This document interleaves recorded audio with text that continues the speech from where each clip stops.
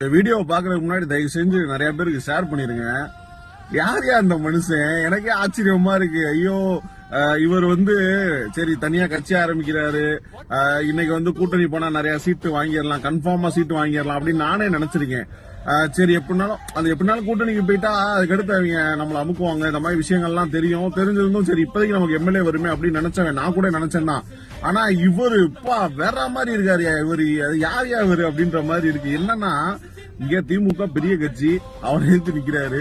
அங்க அதிமுக ஆண்ட கட்சி, அவனையும் எதிர்த்து நிக்கிறாரு. இந்த இந்தியாவே ஆட்டி படைக்கிற கட்சி பாஜகவையும் எதிர்த்து நிக்கிறாரு. ஒரே ஒரு விஷயம் தான், சொன்ன கொள்கை பிடிப்புல இருக்கக்கூடிய ஒரே தலைவர்னா அது விஜய் மட்டும்தாங்க.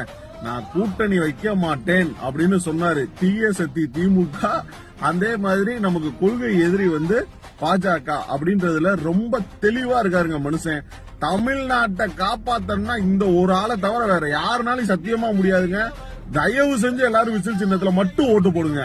இப்படி ஒரு எதிர்க்கக்கூடிய இன்னைக்கு எல்லா கட்சியும் எதிர்த்துட்டு இன்னைக்கு மக்களுக்காக மக்களை நம்பி களத்துல நிக்கிற இந்த மனுஷனை தயவு செஞ்சு கைவிட்டுறாங்க.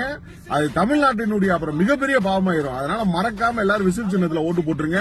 இன்னொரு முக்கியமான விஷயம் என்னன்னா, நீங்க எந்த தொகுதியா வேணா இருங்க, உங்களுக்கு வேட்பாளர் யாரா வேணா இருக்கட்டும், ஆனா உங்களுக்கு தெரிஞ்சதெல்லாம் விசில் சின்னம் மட்டும்தான்.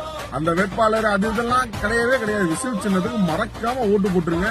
விசில் சின்னம் அது விஜய் அவர்களுடைய சின்னம். நமக்காக வந்திருக்க அந்த மனுஷன் இன்னைக்கு பாஜக, அதிமுக, திமுக எல்லா கட்சியும் எதிர்க்கக்கூடிய ஒரு மனுஷன் சொந்த கட்சியில ஒருத்தர் தப்பு பண்ணா வேடிக்கை பார்ப்பாருன்னு நினைக்கிறீங்களா? தூக்கி எறிஞ்சிட்டு போயிட்டே இருப்பாரு.